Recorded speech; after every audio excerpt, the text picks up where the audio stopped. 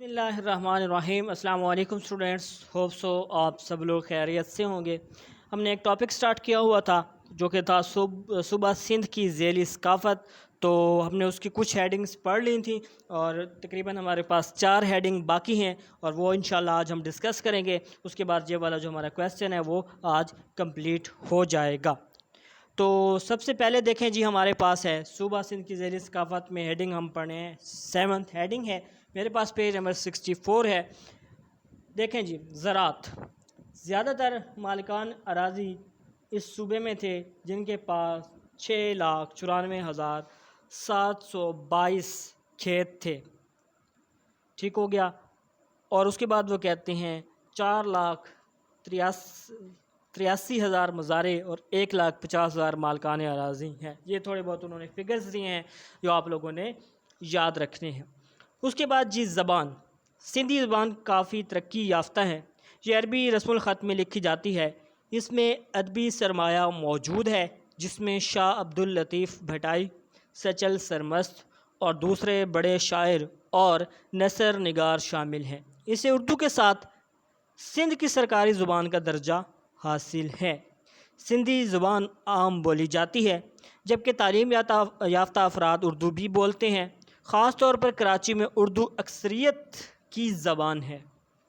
سندھ میں اردو بولنے والوں کا تناسب اردو 22.64%، پنجابی 7.69%، پشتو 3.6%، سندھی 52.40% اور بلوچی 4.51%، سرائیکی 2.29% اور باقی دیگر زبانیں بولنے والے لوگ رہتے ہیں۔ تو یہ کچھ فگرز ہیں، یہ بھی آپ لوگوں نے یاد رکھنے ہیں۔ اس کے بعد دیکھیں جی، 9ویں ہیڈنگ ہمارے پاس ہے خواندگی۔ مجموعی طور پر سندھ میں 40.7% افراد خواندہ ہیں جن میں 56.6% مرد اور 35.4% عورتیں ہیں۔ یہ یاد رکھنے کی باتیں ہیں اور آپ لوگ اس کو یاد رکھیے گا۔ سندھ میں دیہی علاقوں میں خواندگی کا تناسب 1998 میں 26.9% تھا، جبکہ بلدیاتی علاقوں میں یہ تبدیلی 50.8% سے بڑھ کر 65.2% ہو گئے، یعنی تقریباً 14% اضافہ ہوا پڑھے لکھے لوگوں میں۔ اس کے بعد جو ہیڈنگ ہمارے پاس ہے، لاسٹ ہیڈنگ ہے اس کویسچن کی، وہ ہے خواتین۔ خواتین ہمارے معاشرے کا اہم حصہ ہیں۔ صوبہ سندھ میں کراچی ایسا شہر ہے جہاں خواتین کے پردہ، تعلیم، ملازمت اور باہر چلنے پھرنے پر ازدواجی پابندی نہیں۔ خواتین نے مردوں کے شانہ بشانہ اپنا مقام تعلیم کے ذریعے بنا لیا ہے۔ بہت کم خواتین ایسی ہیں جو باپردہ ہیں اور باہر اشد ضرورت کے تحت باپردہ نکلتی ہیں۔ سندھ کے دیہی علاقوں میں خواتین کی آزادانہ تعلیم نہیں اور ملازمت خال ہے جسے عام لوگ پسند نہیں کرتے۔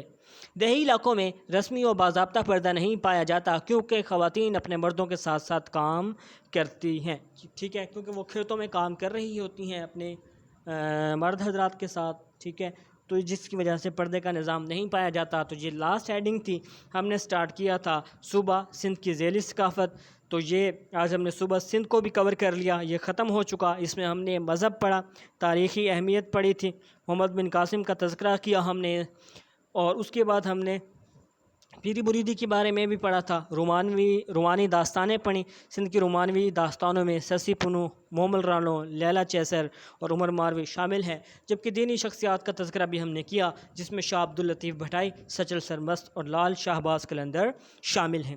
لباس کی بات کی ہم نے، سندھ کا عام لباس قمیض، شلوار اور پگڑی، یہاں کا خاص پہناوا اجرک ہے جس سے بہت سے کام بھی لیے جاتے ہیں۔ اس کے بعد ہم نے یہ دیکھا کہ یہ جو پگڑی ہے اجرک ہے، اس کو تحفہ کے طور پر عام دیا جاتا ہے، اس پر گہرے رنگ کے نقش و نگار ہوتے ہیں، اور پھر لکڑی پر نقش و نگار کا بھی کام یہاں پہ ہوتا ہے۔ صوفے بھی بنائے جاتے ہیں، بالا اور ٹھٹھا میں عمارتوں کے لیے ٹائلز بھی یہاں پہ تیار ہوتی ہیں، اور مٹی کے برتن کا بھی ہم نے تذکرہ کیا، اور جہاں کی جو خاص غذا تھی وہ دودھ اور چاول تھی۔ پھر ہم نے بات کی شادی بیاہ کی کہ شادی بیاہ اکثر اپنی برادری یا رشتہ داروں میں ہوتا ہے، آج کل دوسرے لوگوں میں شادی کرنے کا رواج چل نکلا ہے۔ سندھی اور مہاجروں میں شادیاں ہوتی ہیں، یعنی آؤٹ آف فیملی جانے کا بھی رواج یہاں پہ اب پایا جاتا ہے۔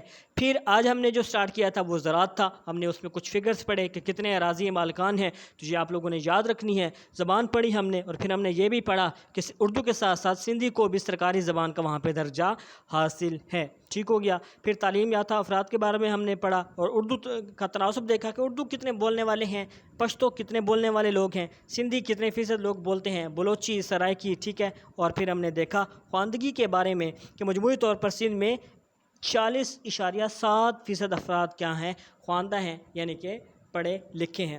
پھر ہم نے مردوں کا تناسب دیکھا، وہ عورتوں سے زیادہ تھا اور عورتوں کا تناسب کم تھا۔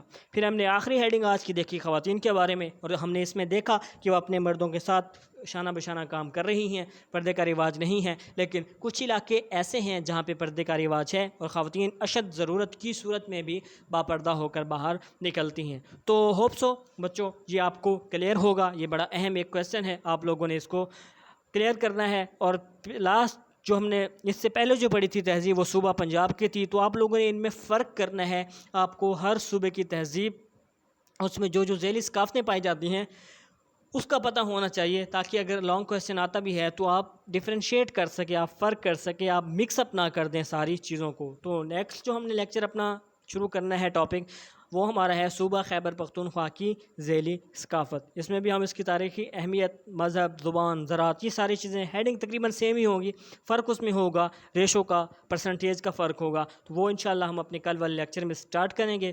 تو ہوپ سو آج کا لیکچر آپ کو کلیئر ہوگا، اس کو اچھے طریقے سے ریڈ آؤٹ کیجیے گا، اس میں اگر کوئی مسئلہ ہوتا ہے تو ضرور ڈسکس کیجیے گا۔ تو انشاءاللہ نیکسٹ لیکچر میں ملاقات ہوگی، تب تک اپنا خیال رکھیے گا۔